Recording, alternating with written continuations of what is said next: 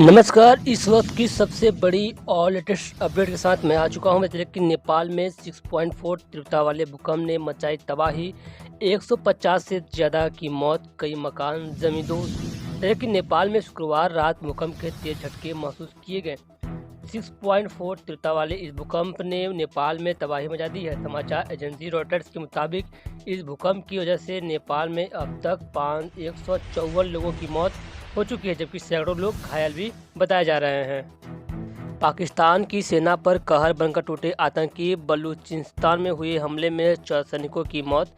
इस्लामाबाद कराची से एक बड़ी खबर, पाकिस्तान की सेना पर आतंकवादी एक बार फिर कहर बनकर टूटे हुए हैं। रिपोर्ट के मुताबिक पाकिस्तान के दक्षिणी पश्चिमी बलूचिस्तान प्रांत में शुक्रवार को आतंकियों ने सेना की 2 गाड़ियों पर घात लगाकर हमला किया, जिसमें कम से कम 14 सैनिक मारे गए हैं।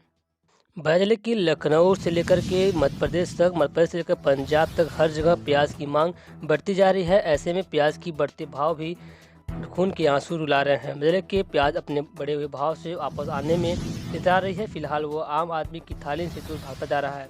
यूपी समेत कई अन्य राज्यों में इसके दाम 80 से 90 रुपये बताए जा रहे हैं। वहीं झारखंड की बात करें तो झारखंड में भी 80 से 90 रुपये प्लस में ही चल रहा है प्याज की कीमत। ऐसे में प्याज खाने के शौकीन इसके दाम कम होने का इंतजार कर रहे हैं। हालांकि राजधानी लखनऊ में रहने वालों की खुशखबरी यह है कि एनसीएफ शहर के 20 जगहों पर मोबाइल वैन में प्याज भरकर सस्ते दाम में उपलब्ध कराया जाएगा। आपको चले कि एनसीसीएफ अन्य राज्यों में भी बेचेगा सस्ता प्याज। दरअसल कि प्याज की बढ़ती कीमतों को लेकर परेशान हैं। क्या आप भी परेशान की कीमतों से काफ़ी परेशान है? तो ऐसे में बदले की cooperative body national consumer cooperative federation यानी कि एनसीसीएफ ने शुक्रवार को कहा है कि वह दिल्ली और आसपास के क्षेत्रों के अलावा बाकी राज्यों में भी प्याज की खुदरा बिक्री 25 रुपये प्रति किलोग्राम की रियायती दर पर करेगा। इस पहल का मकसद उपभोक्ताओं को प्याज की ऊंची कीमतों से राहत दिलाना है। न्यूज एजेंसी पीटीआई के मुताबिक केंद्र सरकार की ओर से नेशनल कंज्यूमर कोऑपरेटिव फेडरेशन ने 9 सितंबर से दिल्ली और उसके आसपास 100 विभिन्न स्थानों पर रियायती दर पर प्याज की खुदरा बिक्री शुरू की है। एनसीबी ने एक बयान में कहा है कि दिल्ली एनसीआर के अलावा हमने जम्मू कश्मीर से लेकर केरल तक सभी राज्यों में अपना प्याज बिक्री दायरा बढ़ा दिया है। अगर हम बात करें यूपी को लेकर के तो दिवाली पर निःशुल्क राशन के साथ शानदार गिफ्ट देगी योगी सरकार। जिलाधिकारियों को जल्द जारी किया जाएगा निर्देश। दिवाली पर मिलने वाले निःशुल्क राशन के साथ ही राशन कार्डधारियों को योगी सरकार एक गिफ्ट भी देने जा रही है। गिफ्ट मुक्त स्वास्थ्य बीमा यानी राशन के साथ आयुष्मान कार्ड मिलेगा, जबकि इससे 5 लाख तक का इलाज कराया जा सकता है। कार्ड के वितरण के लिए प्रदेश भर में मुहिम चलाई जाएगी। इसका जिम्मा सभी जिलाधिकारियों को दिया गया है। 6 नवंबर से दिवाली के राशन का वितरण शुरू होगा। इसी के साथ सभी राशन कार्ड धारकों और उनके परिवारजनों को आयुष्मान कार्ड बनवाने को कहा जाएगा। पाकिस्तान और न्यूजीलैंड का आज मैच होने जा रहा है। पाकिस्तान ने जीता टॉस, पहले गेंदबाजी का लिया फैसला। वर्ल्ड कप 2023 का 35वां मुकाबला पाकिस्तान और न्यूजीलैंड के बीच है। यह मैच बेंगलुरु के एम चिन्नास्वामी स्टेडियम में खेला जा रहा है। पाकिस्तान ने टॉस जीतकर पहले गेंदबाजी का फैसला लिया है। तो वहीं हम बात करें एलविस यादव को लेकर के तो एक बड़ी खबर करके आ रही है। वजह कि प्रसिद्ध यूट्यूबर और big boss fame Elvis Yadav विवादों में घिरे हुए हैं। मामला जहरीले सांपों के जहर की रेव पार्टियों में अवैध सप्लाई से जुड़ा है। इन सांपों के जहर का इस्तेमाल रेव पार्टियों में नशे के लिए किया जाता है। वजह कि लेकिन सवाल यह भी उठ रहा है कि अगर सांप का जहर इंसान के शरीर में पहुंच जाए तो उसकी मौत हो जाती है।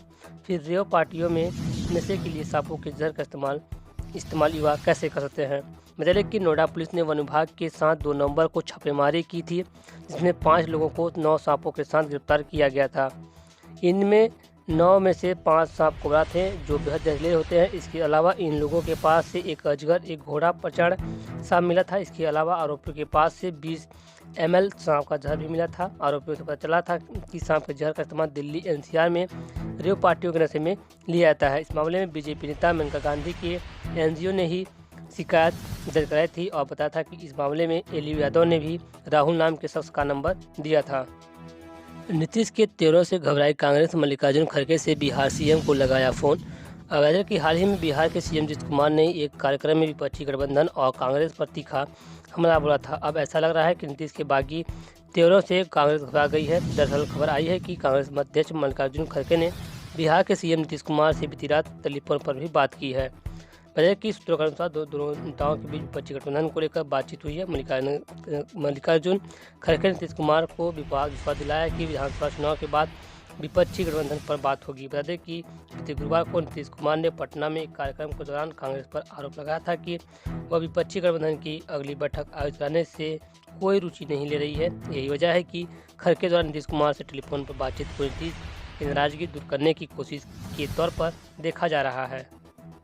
IIT BHU में अब कैसे हैं हालात? आधी रात छात्रा के कपड़े उतरवाकर की छिड़काने, जबरन पीस कर बनाया था वीडियो।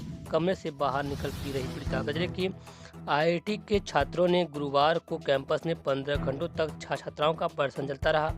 यहाँ बुधवार रात एक छात्रा के साथ बुलेट सवार आरोपी ने गन पॉइंट पर छिड़कानी की थी, जिसको लेकर के अभी फिलहाल इतना ही नहीं, छात्रों ने कपड़े उतरवा दिए थे। वीडियो भी बनाया गया था। गुरुवार सुबह अन्य छात्राओं को इस घटना की जानकारी हुई तो वे विरोध में आप प्रदर्शन करने लगे। सैकड़ों की संख्या में छात्र और पोस्टर लेकर डायरेक्टर के खिलाफ हाय हाय के नारे भी लगाए हैं।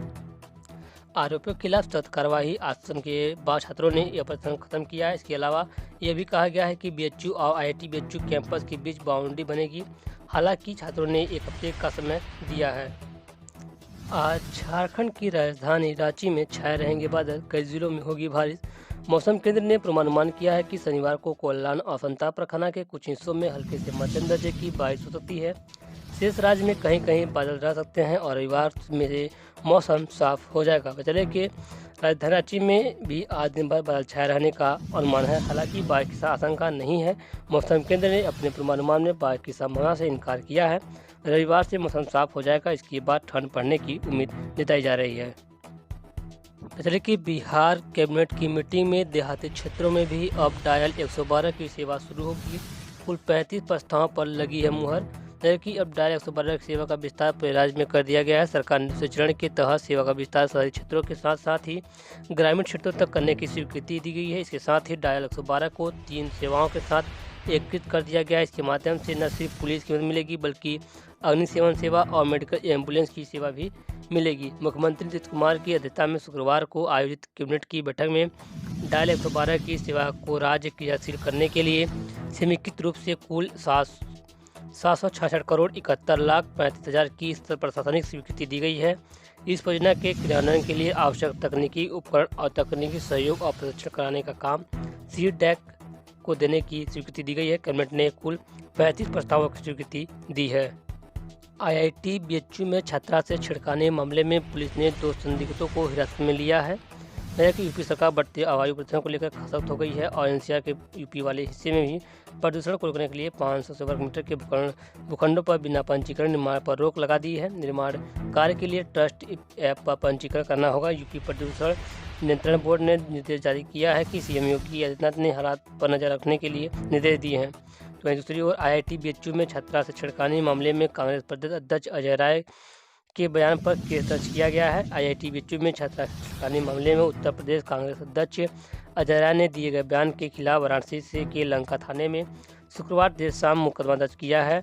अखिल भारतीय विद्यार्थी परिषद यानी APVB की BHU इकाई अध्यक्ष अभय प्रताप सिंह की तहरीर पर IPC की धारा 505 मुकदमा दर्ज हुआ है। तहरीर में कहा गया है कि कांग्रेस अध्यक्ष ने छात्रा के साथ बदसलूकी मामले में BJP कार्यकर्ताओं की संदिग्धता का बयान दिया है। यह आरोप पूर्ण रूप से निराधार है और परिषद की छवि खराब करने एवं जांच को प्रभावित करने की नीयत से दिया गया है। इसके साथ ही अजय राय ने बयान में आजम खान की गिरफ्तारी का जिक्र भी कर विश्वविद्यालय में जातीय जनगणना पढ़ाने का प्रयास किया है।